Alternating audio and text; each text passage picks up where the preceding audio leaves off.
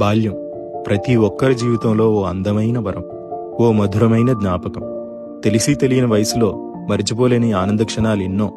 ఇప్పుడంటే కలర్ టీవీలు, స్మార్ట్ టీవీలు వచ్చాయి గాని అసలు కలర్ టీవీయే కనిపించిన రోజుల్లో బ్లాక్ అండ్ వైట్ లో సాయంత్రం 4:30కు దూరదర్శన్లో ఋతురాగాలు చూసిన జ్ఞాపకం. శుక్రవారం వచ్చే చిత్రలహరి కోసం వారమంతా ఎదురు చూసిన జ్ఞాపకం. హీరో ఎవరో తెలియని రోజుల్లోనే ఆదివారం వచ్చే తెలుగు సినిమా చూసి సంబరపడిన బాల్యం. తెల్లటి చొక్క, బొక్కలతో నిండిన నీలం నిక్కరు, కాళ్లకు చెప్పులు లేని రోజులు, బడిగంట ఎప్పుడు కొడతారా అని ఎదురు చూసిన క్షణాలు, అర్థం కాని ఉర్దూ వార్తలు, అర్థమే తెలియని మూగ వార్తలు, ఇవే అప్పటి ఎంటర్టైన్మెంట్లు.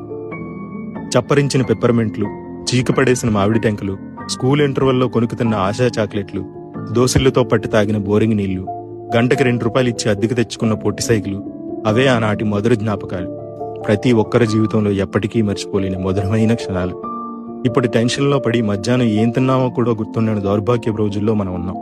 ఏడాది క్రితం పలానా పండుగ రోజున ఏం తిన్నామో గుర్తుంచుకునే వాళ్ళం అప్పటి తరం.